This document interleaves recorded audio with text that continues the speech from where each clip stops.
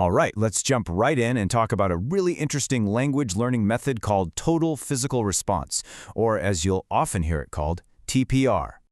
So, here's what we're going to cover. First, we'll get a handle on what total physical response actually is. Then we'll dig into the core principles that make it work. After that, we'll see what it looks like in a real classroom. And to wrap things up, we'll take a balanced look at its pros and cons. Okay, first up, defining total physical response. So what's the big idea behind learning through action? So here's the deal with TPR. It's a language teaching method that's all about connecting speech with action. You hear a word or a phrase, and you do something. It's trying to teach you language through physical activity. The whole idea is that by linking words to movements, you're basically tapping into muscle memory, which creates a much stickier, longer-lasting memory than just, staring at a flashcard. And James Asher, the guy who came up with this whole method, had a really important goal in mind. He said, the learner is said to be liberated from self-conscious and stressful situations. What he's getting at is that learning a new language can be super stressful, right? You're worried about making mistakes, getting the grammar perfect. TPR tries to get around all that. By focusing on physical action, you kind of trick your brain into not overthinking things, which frees you up to just, learn. And it's really important to get this. TPR has a very specific goal. It's not trying to turn you into a literary genius. The primary aim here is to get you comfortable with listening and speaking, especially when you're just starting out. It's all about building that initial confidence and those basic skills. All right, on to Section 2, the core principles. So we know what TPR is, but why does it work? Let's look at the psychology behind it. Okay, so there are a few key ideas that TPR is built on. First, comprehension comes before speaking. Think about how babies learn. They listen for months before they say a word. That's a huge part of this. Next, it's all about keeping anxiety low. It should feel like a game, not a test. It's also based on the idea that physical responses actually help you learn better. The whole thing is really modeled on how kids pick up their first language. And here's a cool one. It engages the right side of the brain. Let's talk about that brain thing for a second, because it's pretty fascinating. Think of your brain as having two sides. Your left hemisphere is the super logical, grammar-checking, analytical part. That's what most traditional classes aim for. But your right hemisphere? That's more about big picture, nonverbal, physical stuff.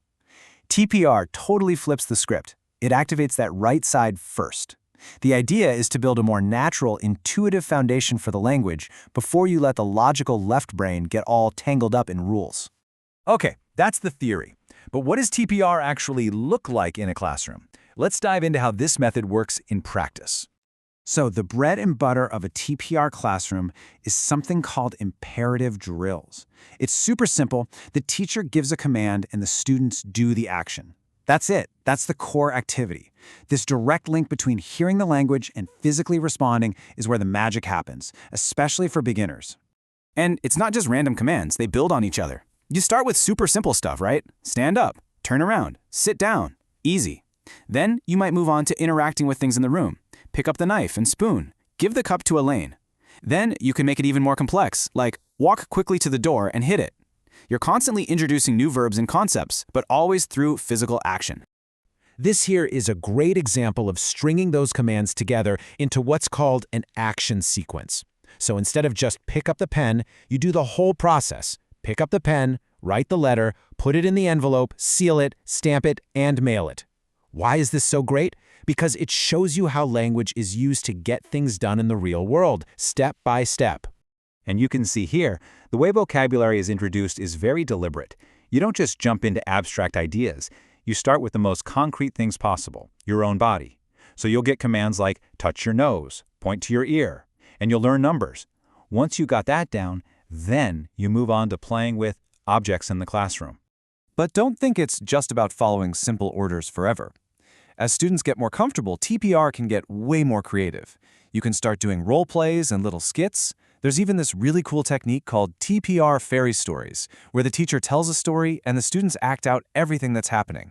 I mean, what a great way to learn verbs in a real context, right? Okay, so TPR sounds pretty cool, right?